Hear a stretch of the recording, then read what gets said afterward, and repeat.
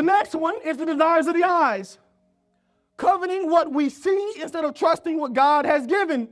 The eye gathers, the heart agrees, and the hand reaches. Every fall in this section starts with a look at a look that should have been turned away. Matthew chapter 5, verse 28. But I tell you that if anyone looks at a woman to lust after her, he's already committed adultery in his heart. Proverbs chapter 27 and verse 20. Sheol are never satisfied, so the eyes of a man are never satisfied. Job chapter 31 and 1 says, I have made a covenant with my eyes. How then could I gaze with desire and aversion? Virgin. Psalms 119 and 37 says, turn my eyes away from worthless things and receive me with your word. We have to be careful what we look at. We have to be careful what we let into our minds. This is why it's important what you watch on TV. As much as it's just a TV show, we can say it's secular. At some point, the TV show becomes wicked. And wickedness begets wickedness. Right? At some point, the music that you listen to begets the wickedness that's within the music. At some point, the things that you ingest, that you let into your mind will change who you are. And at some point, not being thankful for what God has given you will lead to all kinds of sin appearing in your life. You drive a Toyota Camry, that's Chevy. You drive a Toyota Camry, but you see a man driving a Lexus and you say, man, I wonder, how did he get this Lexus? And man, I got this Lexus. I sold a little crack back in the day. That's how I got this Lexus. You say, man, that sounds like a good idea. Why don't I do the same thing because I want the Lexus? You see the young lady driving the Range Rover. Ma'am, how did you get the Range Rover? I got an OnlyFans. I don't know, maybe I do OnlyFans too. Because you're not happy with the good that God has given you. The Toyota Camry is a good car. Reliable, nice, it's a nice car. But because you're not happy with what God has given you, it leads you to wickedness. You're not happy with your husband, your wife. So things on social media, you're not happy. You say, man, I want my wife to do this, that, and the third, and she doesn't do it. You leave your wife, and you don't realize what you get after that is so much more worse. It's abominable. Now your kids hate you. You have no wife. You're alone. The covenant that you made before God, you've broken it. All because the desires of the eyes, you saw something that you thought was better. Old saying goes what? The grass isn't always greener on the other side. You had a good job. But because that job wasn't provided enough for you, you said, I'm going to go engage in this wickedness, and this wickedness leads you down a path that just destroys your life. That's why Job had to say that he made a covenant with his eyes. He makes a covenant with the thing that could cause him to sin and says, I won't even look in that direction. I won't even let my eyes go towards the sin. And we have to make the same covenant that Job made. I won't even let myself look at the things that could lead me to sin. If I know I have an issue with lust, when the TV show comes on that has the naked women, I can't watch this TV show anymore. If I know I have a problem with anger, I'm not going to get on the Facebook page of the person that I hate the most. If I know I have a problem lusting after money, I'm going to stay off of the social media videos that may make me want to do unrighteous things for this money. We have to be willing to give certain things up to make sure that we don't even put ourselves in the position that we could go against the Most High God.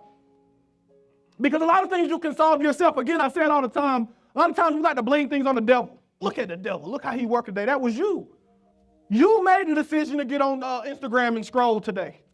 You made the decision to get on OnlyFans and buy the video. That wasn't the devil. That was your own mind who had something wicked in your mind, and then your flesh gave into it because you refused to kill that flesh. That was you. So the reason your wife divorced you was not because of the devil. Your wife divorced you because of your actions. The reason why you lost that job is not because of the devil, it's because you gave in to the sinful desires. You went to the club Friday night, got drunk, and missed work on Saturday, he fired you. That was you. So we have to make sure that we make a covenant with ourselves to give up certain things to make sure that we don't end in this position. Same examples to an extent. Lot was living with Abraham, and Lot were rich, wealthy, had so much cattle, things and possessions they ran out of room. Lot looks over on the other side of the pasture and he sees green land. open land. And he tells Abraham, listen, Abraham, we're going to split everything. And I'm going to go over here, you're going to stay over here. Abraham says, no, Lot, listen, you're my nephew, we ain't got to do this. It's plenty for us here. But Lot intends, he's going to go to this other land. Lot goes to the other land, get kidnapped. He's about to die. Abraham has to mount an army to go and retrieve Lot from the men who kidnapped him, all because of the lust of his eyes. He thought literally the grass was greener on the other side. In the story of Joshua, in the book of Joshua, story of a man called Achan, God gives certain commands to Israel for different nations they conquer. Some nations, God says, just kill the animals. Some nations, God says, kill everybody and burn everything. Sometimes he says, kill everybody, save the women and the children, and take the gold and the silver. In this case, God had told Israel, kill everybody, burn everything. But this man Achan, he said, no, I see some silver and I see some gold, and why would I burn this? This is worth money. I'm not finna burn this. Achan takes the silver and the gold, and he takes it to his camp, and he tries to hide it in a tent. He buries it. And so Israel goes out to war against the next nation, and they lose. So Joshua goes to God, and he says, God, why did we lose this battle? What happened?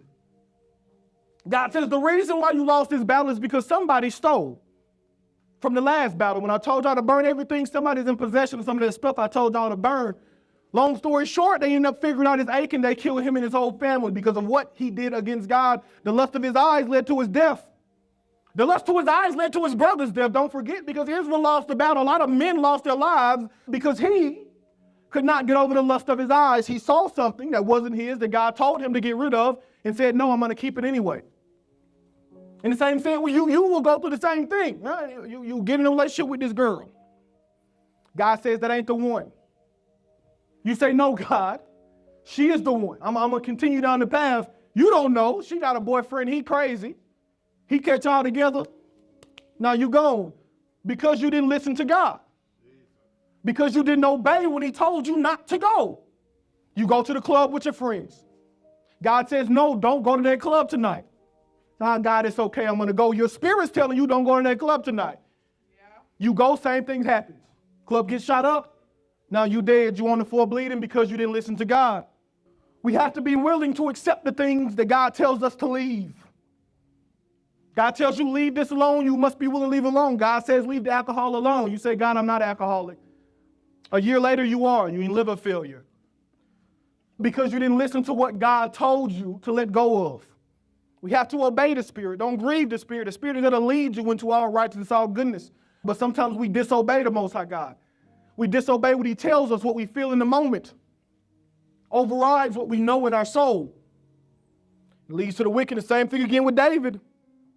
Lust of the eyes. The lust of the eyes, the punishment that David actually got for Bathsheba was that the first son that David had with Bathsheba died. God took David's